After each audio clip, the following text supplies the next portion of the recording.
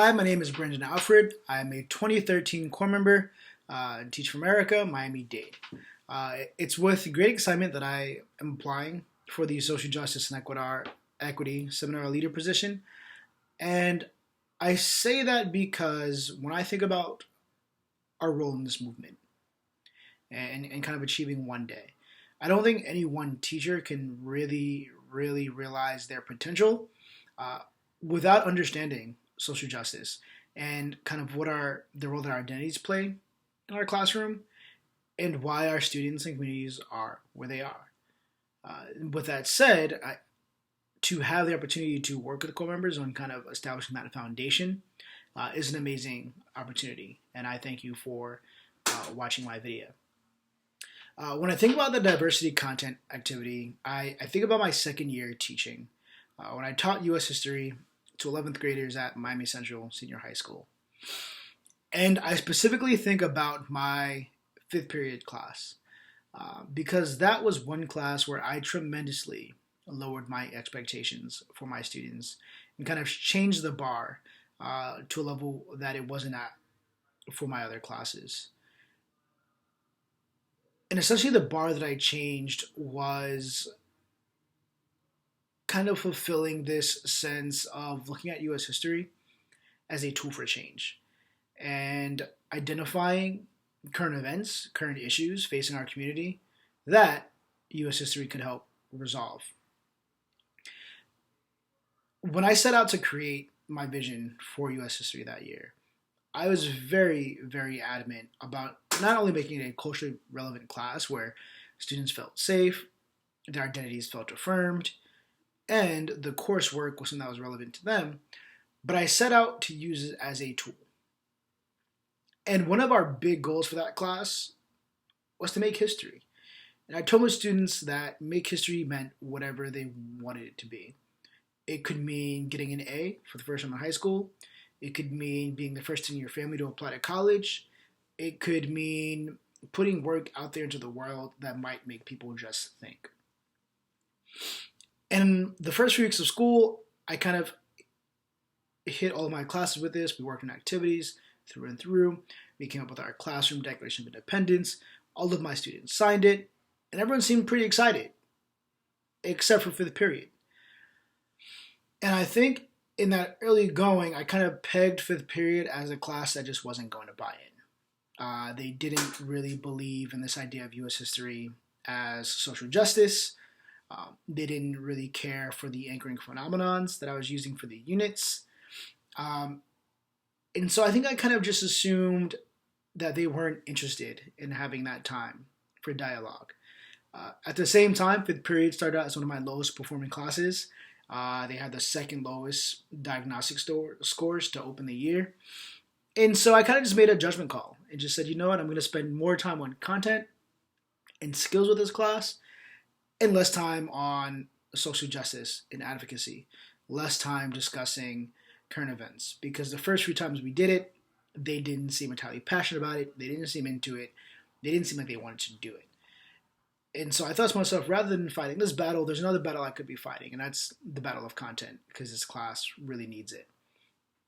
And so I found myself lowering my expectations and thinking they could only really have enough energy for content-related work and none for that next level of application for solving social justice issues. And I think the archetype that was at play there was an archetype of what passion looks like in students.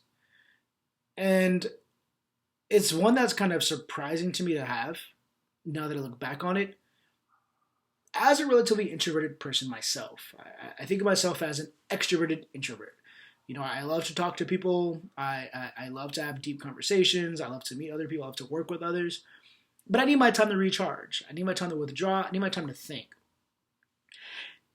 And I think I didn't realize that in my students. And that was a real blind spot for me. I think I didn't realize how their form of expression might not necessarily be what I thought it should be. Or what passion should look like wasn't necessarily what it looked like for them. And fortunately, we did have a turning point in that class. That turning point came around November, it was November, December, when the Eric Garner decision came out, when the grand jury in New York decided not to indict the officer who killed Eric Garner. And one of my students in my fifth period came in very upset, and they said to me, Mr. Alfred, we talked about making history at the beginning of the school year. We talked about tipping the scales of justice, but what are we doing to make history? What are we doing in this class, to respond to what's happening with Eric Garner, to respond to what's happening with Michael Brown? What are we doing?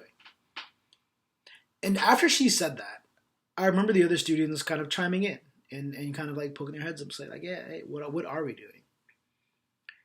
And that was the wake-up call for me. That was kind of the reminder that there is passion in these students. They weren't students who just couldn't be reached for U.S. history and taking it to that next level. And that kind of forced me to take a step back and really kind of take a class where we talked about what are the issues they want to discuss and how do they want to discuss it. And I think it was a humbling experience for me as a teacher to kind of take a step back and be open and transparent and say, hey, look, I'm sorry. I thought you all didn't want to talk about these things. And this is why. And I think that's an important thing as a teacher. Having the humility to be able to be transparent with students. They are articulate, independent, creative, imaginative souls who have a lot to say. And there's nothing that puts us above them. And so I was grateful that I was able to have that kind of personality where I could be humble and open up, and so my students kind of see where I was coming from, and I could understand where to better help them. And after that turning point, there was a remarkable difference in that class. Again, they weren't necessarily my loudest class or my most interactive class, but that's because passion for them looked different. Passion for them meant being able to write down their responses rather than present or talk off of the top of their head. It meant having even smaller group discussions, more think, pair, shares, as opposed to 4 or 5 people groups, more one-on-one conversation between me and students. And I think you definitely saw a shift in achievement as well. They went from being a class that scored in the bottom 2 in the diagnostic to scoring in the top 3 on the U.S. History State exam.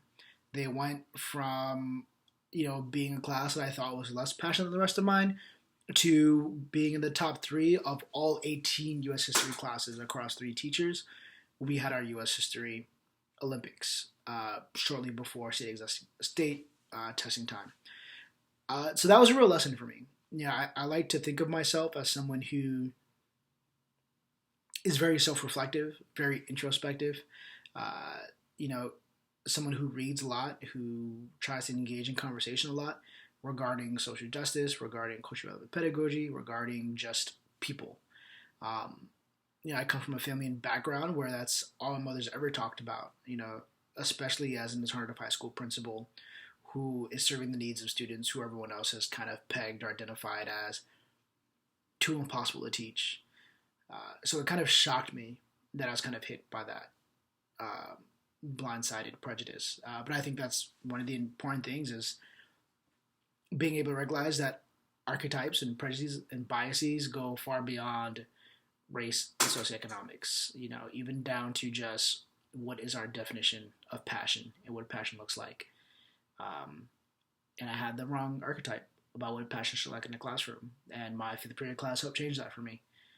And I'm glad we were able to catch it in time. And I think they still had a great year as a result of that. Thank you.